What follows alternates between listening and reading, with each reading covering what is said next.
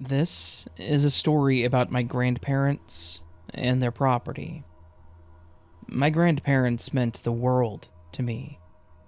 We had such a strong bond built on trust, love, laughter, and countless memories. I could come to them about anything. If I needed a place to get away, their home was always open to me. And, in fact, any of us grandkids. So, when they passed, it left a very empty space in my heart. One that I honestly was not quite ready to face. Alas, when the time came that my parents had to go through their belongings and sort through the remnants of a life well lived, they asked me for help. And I wasn't going to make them do it alone, no matter how hard it was going to be. Walking through their old home was like flipping through a sepia-toned photo album. I could almost hear my grandpa's deep laugh and still smell my grandma's favorite perfume. It was bittersweet, to say the least. The weight of loss was very heavy in the air, and as I pulled out item by item, recounting the memories from said items, I was becoming overwhelmed with grief. I had to step outside and catch my breath, and try to stop myself from bawling again. I stood there on their big wraparound porch and looked out into the yard. Their rustic little home sat on a big acreage of land, with their little farm, complete with a barn and chicken coop. I looked over at the worn-out tire swing hanging from the tree that I used to use as a kid, which brought back some pretty happy memories. And that's when I saw it. Scanning over the yard, I noticed the light in the upper window of the barn was on. Nobody had been near the barn yet, as we all wanted to clear out the house first, knowing that it would have more stuff in it. This piqued my curiosity, and I thought maybe a change in setting would also help me out some, so I decided to check it out. Like a moth to a flame, and with my mind already clouded in thoughts, I trudged towards the barn, not considering the possibilities of why the light would be on. As I pushed open the creaky barn door, a wave of nostalgia hit me like a ton of bricks. The stalls, once filled with cows and horses, were now empty and quiet. The scent of old wood and dust was all I could smell, indicating just how much time has passed and the barn neglected. After my grandfather's heart attack, they gave up their animals to others that could take care of them, and the barn was pretty much left as is. I walked through the rows of stalls, stopping at one, rubbing the name that was etched into the wood. It was the name of one of their cows that I adored as a child. Trying to get a hold of myself, I remembered the reason for entering the barn in the first place. The light coming from the upper floor now wasn't on. I could see the cone from below, and it was clearly not on, and I had turned the light on for the bottom floor. However, there was still something glowing up there. Something was producing light, and I was determined to figure it out. I made my way up the ladder to get onto the top floor, and I was not prepared for what I would find. Once up there, it wasn't entirely dark due to the light that I had just turned on, but it wasn't entirely lit up like it was downstairs. But as I looked around, I started seeing dancing lights around the edge of my vision. You know that weird feeling when you sense something just beyond your line of sight? And that's what I felt. I almost started to worry that maybe I was about to pass out. But after closing my eyes and focusing on my breathing, I realized I physically felt fine. I've had seizures before, so I knew the weird feeling I would get before that happened. I didn't feel like I was going to collapse or seize. However, when I opened my eyes again, the lights were still there. They shimmered around me, but My body remained steady. My heart rate and breaths were calm.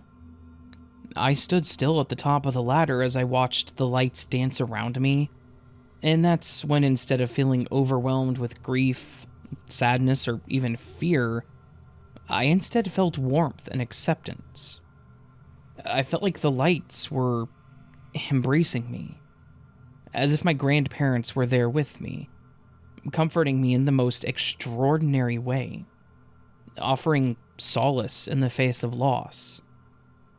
And in that moment, all of my grief felt like it was forced out of me. I remember letting out one big sigh as the last of my tears fell, and then like that, I felt refreshed. I stood there for a few more seconds trying to take in this moment, and that's when I felt drawn to a corner of the floor.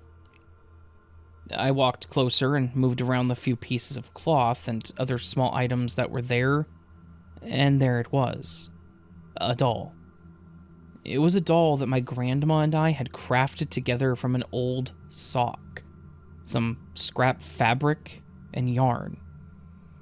We often had little craft projects like this, and she always kept her scrap supplies and always managed to find different things for us to make out of it all.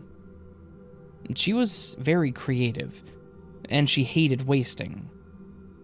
I loved it because it always meant that our creations were unique.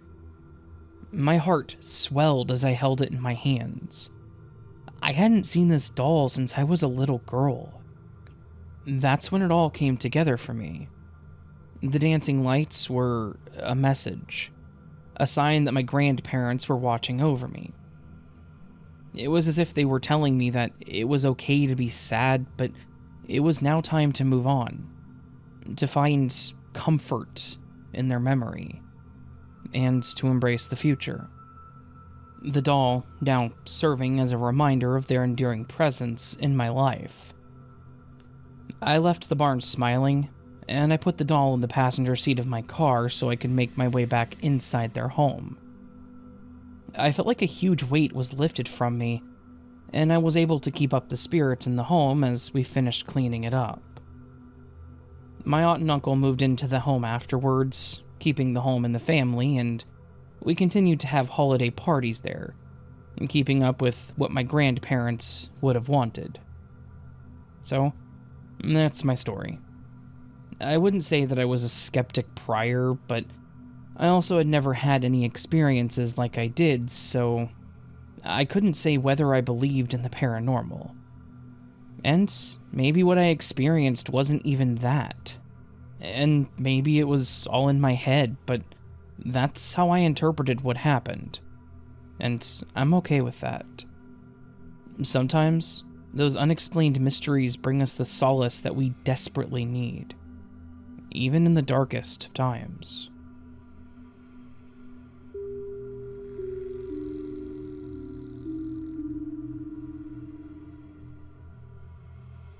Back around 2006, I was going to stay at a friend's house for a few days.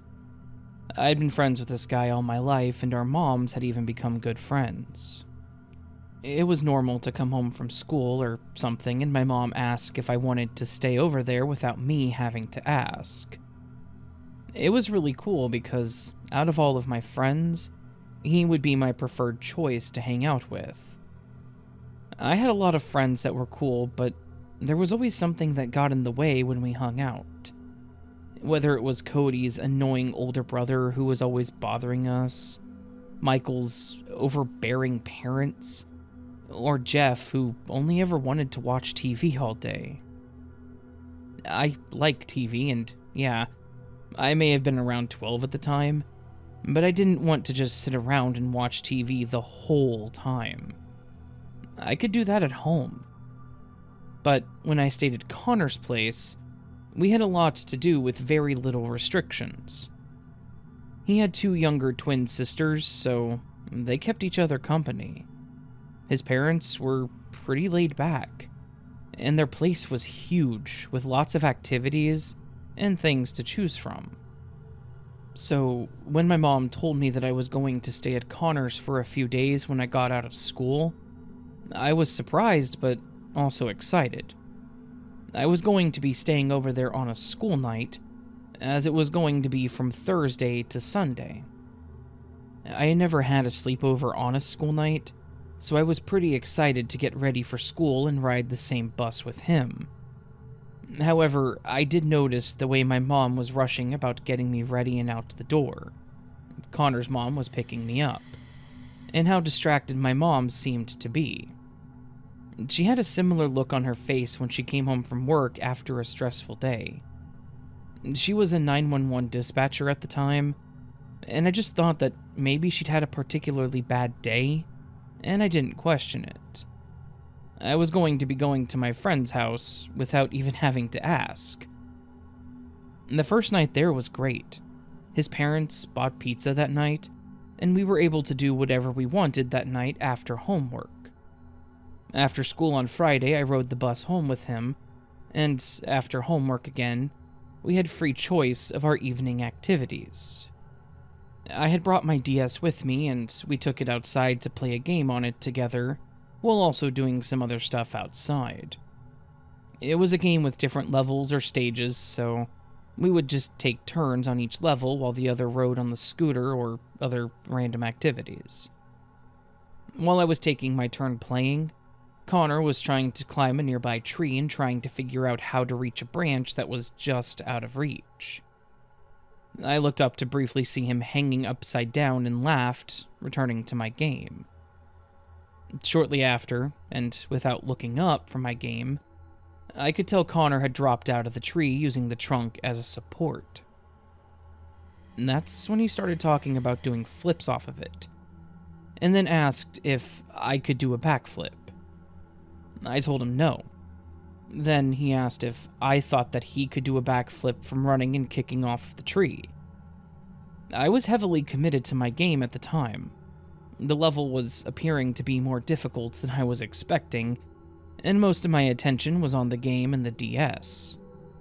So, without looking up, I chuckled a bit and said, "I doubt it, but try anyways."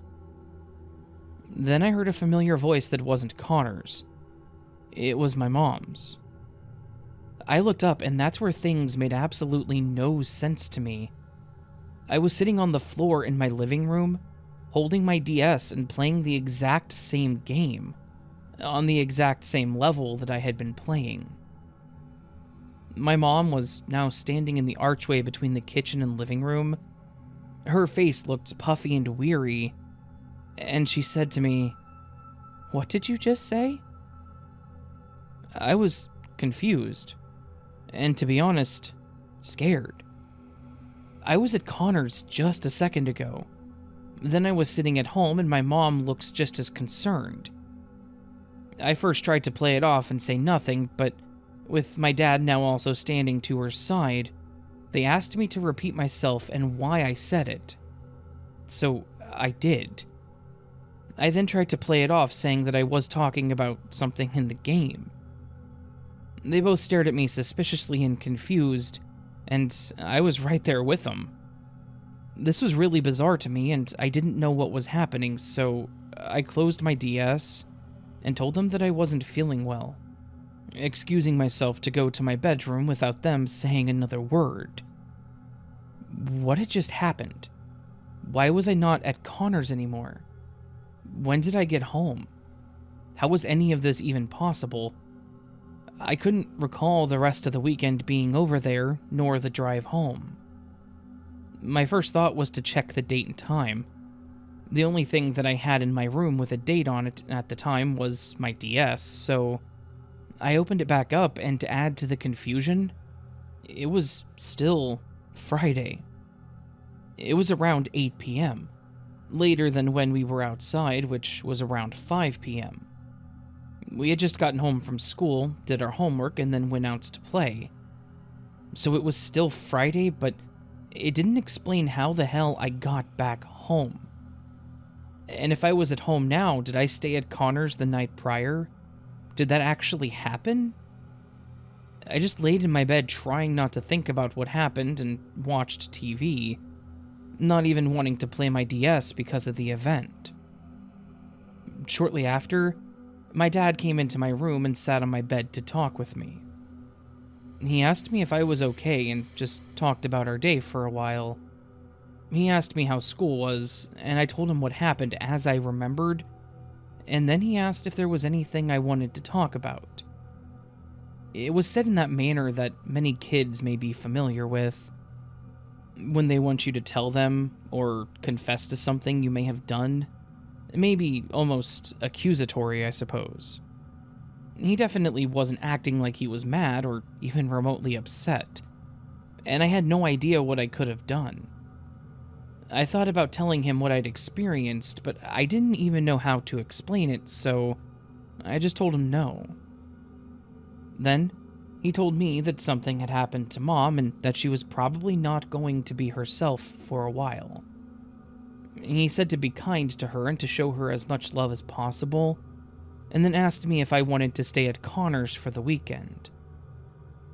I was confused. I felt like I was living through this deja vu moment, but it wasn't quite right.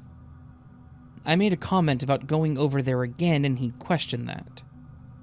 I said that I was just over there, and he dismissed it as maybe I was thinking of a couple of weekends ago, so I just agreed and let it go. That next morning, on Saturday, Connor and his mom came and picked me up, and I remember giving my mom a huge hug and telling her I loved her, and for some reason I also told her, "It'll be okay, Mom," and just walked away smiling. Her face seemed to lighten up, and she smiled back at me. I don't know why I said that, but it seemed to help, so I left it alone. I spent the weekend at Connor's and everything was normal. Except I asked him about being over there on Friday, and he said his mom told him Friday that I was coming over for the weekend, but that I wasn't there Thursday or Friday. My dad actually dropped off more clothes for me on Sunday along with my school stuff, and I actually spent a few more days over there. When I got back home and everything was settled, my dad explained what had happened. My mom's sister, my Aunt Clara, was in a bad accident. And that was about the extent of what I was told until I was 17. Then they told me a bit more about what had happened. My grandma had called my mom to tell her what happened, but they were worried that she wouldn't make it, and if she did, she would have severe brain damage, leaving her unable to even breathe on her own. My mom, of course, wanted to go see her only sister, but she was in a hospital several hours away, and she was worried that she wouldn't make it on time, and her sister would die thinking she didn't care about her. The night they discussed this was that Friday. She'd said to my dad, "I just really hope I can make it in time." That was when they heard me from the living room say, "I doubt it, but try anyways." They were startled and confused, as they had been talking quietly, not wanting to upset me or let me know what was going on. To me, what I said made no sense not being at Connor's, yet it fit in with the conversation my parents were having. When I went to Connor's that weekend, they both left to go be with her sister. By the time they got there, Aunt Clara was unconscious, but she got to be by her side and with the rest of the family. I don't know the actual terms, but basically, she was not showing any signs of improvement, and in fact, some of her organs were failing. So they made the decision to take her off of life support. But as they did, instead of being overcome with grief, my mom said that she felt relief. She felt at peace and felt as if her sister was there with her, telling her once again, "It'll be okay." I told my parents at that point what I had experienced being at Connor's and why I had said what I said. They confirmed that I had not been over at that point, and that there would have been no reason for me to have been over there at that point. However, somehow, I knew what to say without having any idea of the conversation they were having. My mom said that because of what I said, and with the situation being so bizarre, she knew that she needed to go to try and make it there, if you will, and she's glad that she did. She thinks her sister knew that she was there when she passed, and she thinks when I said it'll be okay, it could have been her speaking through me. That week was her funeral, and while she was sad she was gone, she felt more at peace, and was thankful that she was able to spend time with her in her final moments. We still have no explanation as to why or how I ended up at Connor's and then back home, but I guess overall it was a good thing, because it helped my mom in the long run, and I'm okay with that.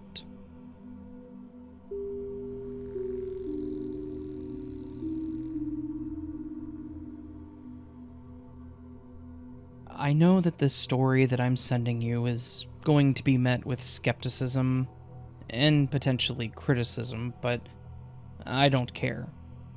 I'm living through all of this. I'm going through the motions, and I know that it's all real.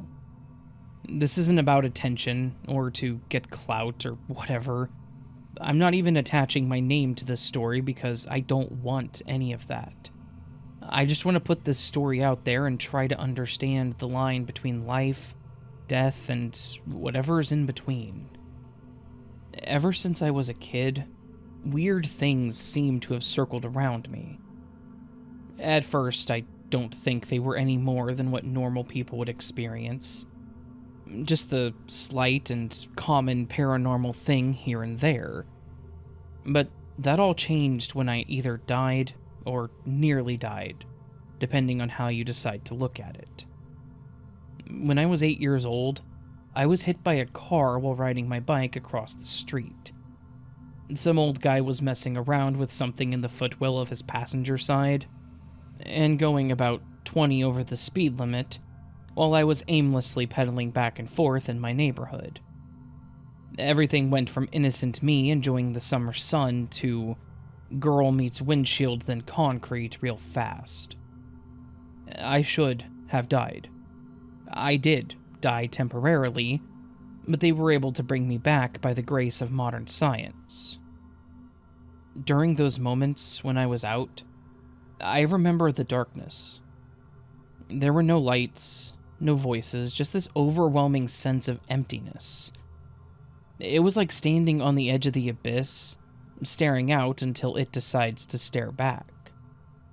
When I woke up, I was blinded by the sterile lights of a hospital room, and deafened by my mom yelling that I was awake.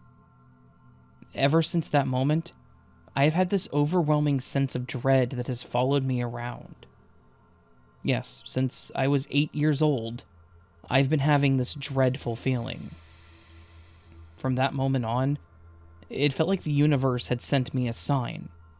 One that read in a very bold font, "You're on borrowed time." After that day, I started seeing things. Strange things. I would see movement where there was none. I would see figures shift out of view in the corner of my eyes. Inexplicable flashes of light like an old disposable camera, but there was never a source of said light. I told my parents about this, and they took me in to be checked out, and from what I've been told, there was nothing physically causing these phenomena.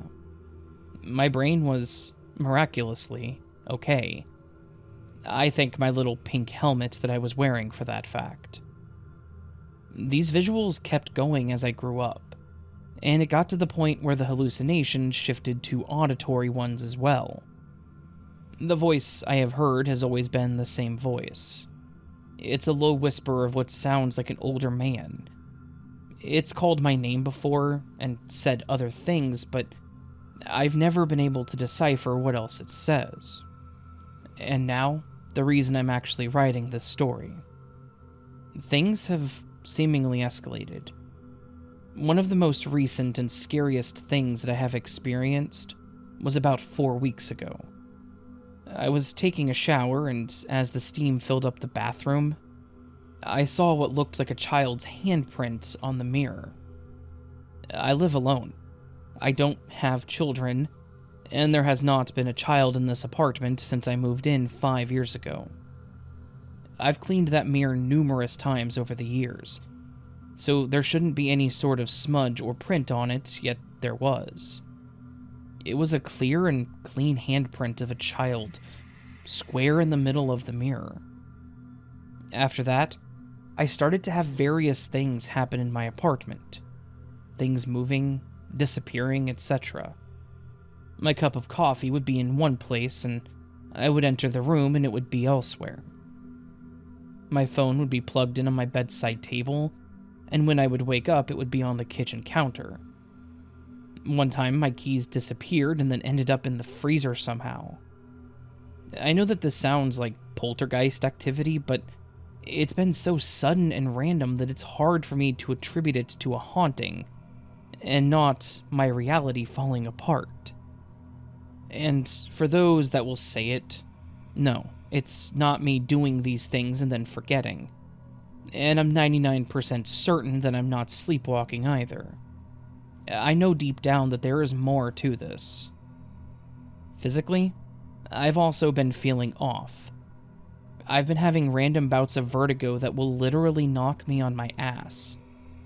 I've been having weird moments where I'll start shivering uncontrollably even when it's warm.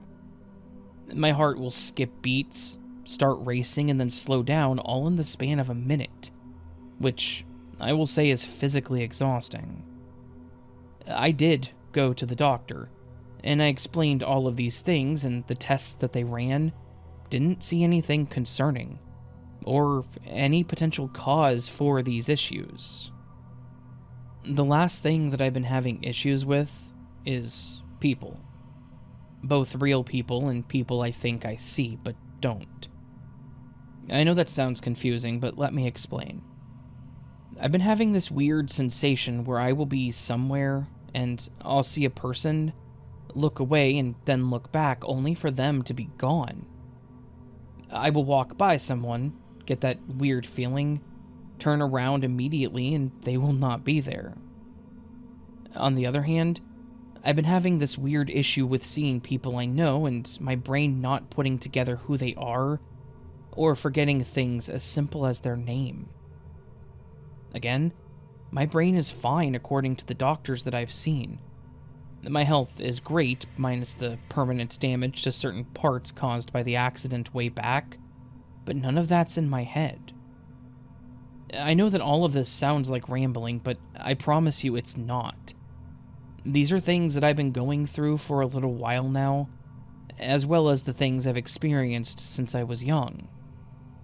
But now, well, now it feels like I'm starting to fade out of this reality, or existence as a whole. It kind of feels like a countdown. Like each sign and each happening is starting to push me further and further into oblivion. You would think I'd be scared out of my wits, but the funny thing is that I'm not. I'm unsettled by it, sure, but there's also this sense of fatalistic acceptance. It's like my fate was sealed when I came back so long ago. And I've lived my best life these past 20 years, so if I'm right, and my time is winding down, then I accept it. Do I think I'm actually close to dying? Yeah, probably. And deep down, I think I've always known that my time was limited. That the universe, or God, or whatever you want to call it, is just biding its time and waiting for the right moment to reel me back into that abyss. I don't know when, exactly, or how it'll happen, but I hope it's just quick, and I hope that I just happen to slip away without even realizing that it actually happened.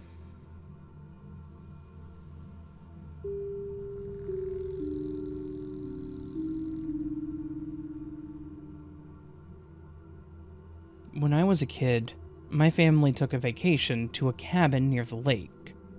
It was a rental, fully furnished, and it even had a full-sized and functional kitchen. It was impressive, as this was the first time that we had stayed in a place like this. It was typically a small hotel room that might have had a mini fridge and a microwave in it. And it was typically shared between my parents, my two younger siblings, and myself. Needless to say, we went out to eat a lot on vacation, because we couldn't exactly cook. So, being a picky eater, it was nice that we could make home-cooked meals there while still having an awesome vacation away from home. There was even a walk-in closet of some sort, off the side between the living room and the kitchen, that had things for us to play with. Us kids never went in there, but my mom pulled out two small chests on wheels. One filled with different board games and the other with water and swimming toys, such as diving sticks, a beach ball, arm floaties, etc. I quite enjoyed our time at the cabin. Even being 14 with two younger siblings, we had a blast. We got to swim at the lake, go fishing. We went to a local amusement park and even spent time together indoors. One of those nights, we were all in the living room watching a movie. My mom rarely makes it through a whole movie, so she went to bed after the first one, and my dad followed after the second. He told me I was free to continue watching, but to not stay up too late, and told me goodnight. My youngest brother was already in his room asleep, my sister was on the couch with my dad, also asleep, and I was in the big lazy chair. I called dibs on that thing immediately, because I just sank right into it. I was on my fourth movie. There was a marathon playing all the Saw movies, so I was very much awake. I knew that I needed to go to sleep, especially when I heard what sounded like a door open and then close. I assumed it was probably my mom or dad getting a drink or maybe checking on me, so I laid down in the chair to look as though I was asleep, but would crack my eyes open a bit to see who it was that was awake. But it wasn't anyone I knew. It wasn't my family. What I saw was someone super thin, in what looked like a dark shirt, but their movement was very stiff. In fact, their hands seemed to be on their hip the entire time, not moving them. When I managed to see them walk, it was as if they were just shifting or scooting across the floor. There was no sway to them, no bounce that you would normally see when someone walks, like they were just being pushed along the floor. They were walking behind the kitchen island, so I couldn't see below the waist to confirm how they were moving. At the time, I didn't know about the phrase uncanny valley, but that is exactly what I was experiencing. It was unnatural and terrifying. I wanted to call out to them and ask who they were and what they were doing, but I was frozen in the chair in fear.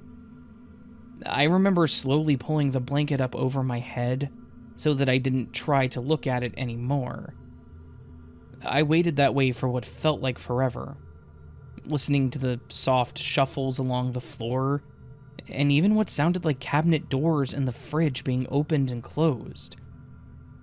Then I felt a slight pat on the top of my head. It took everything for me to not look, even though I really wanted to.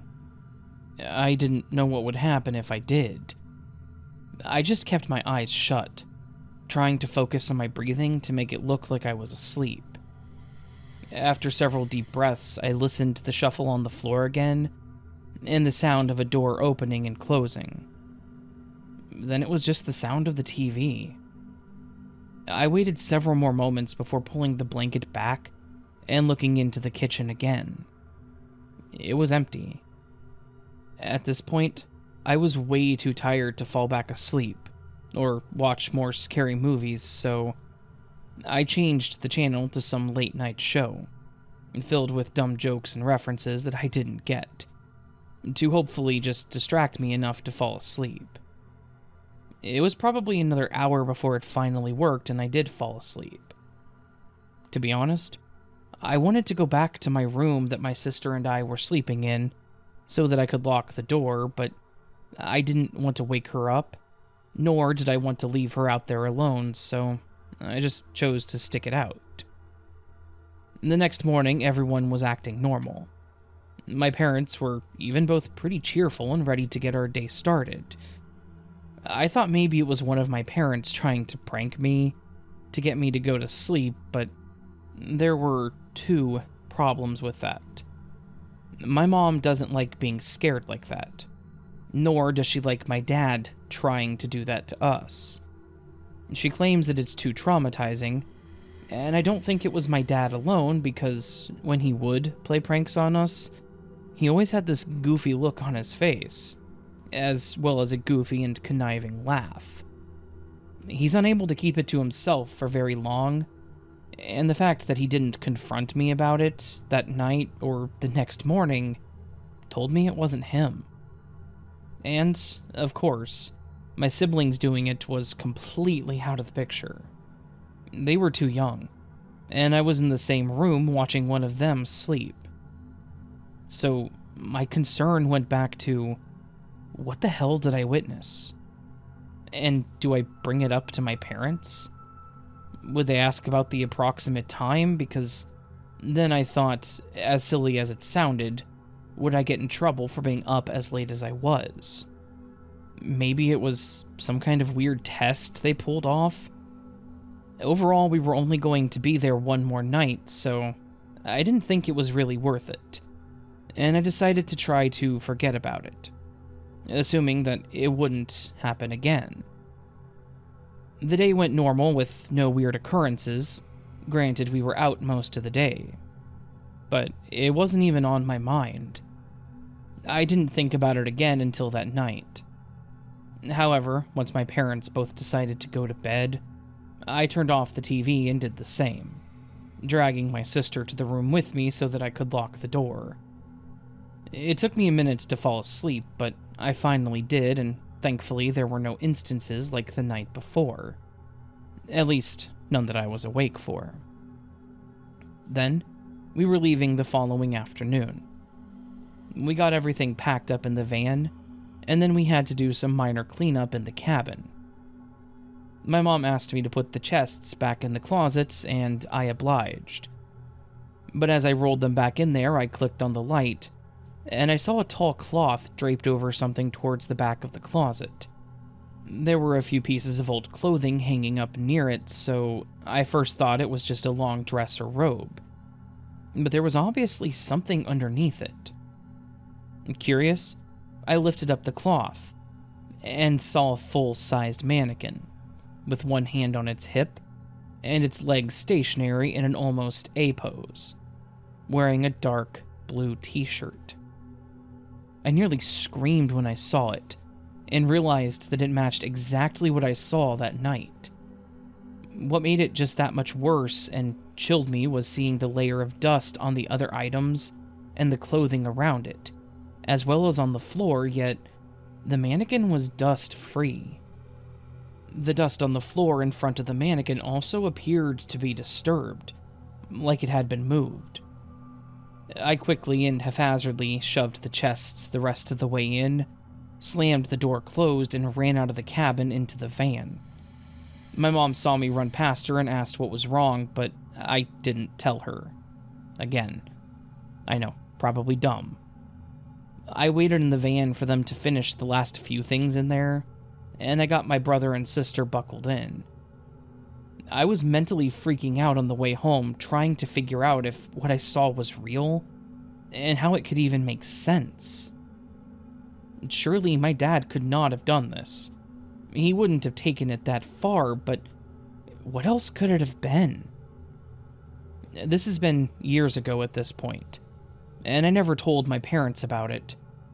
I told a few friends about it because we all enjoyed spooky stories, but when it happens to you, it's not so cool anymore.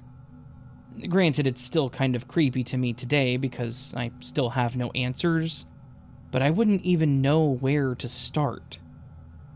However, I have thought about asking my parents if they remembered the cabin, and then checking it out with my friends. And I'll let you know if I do.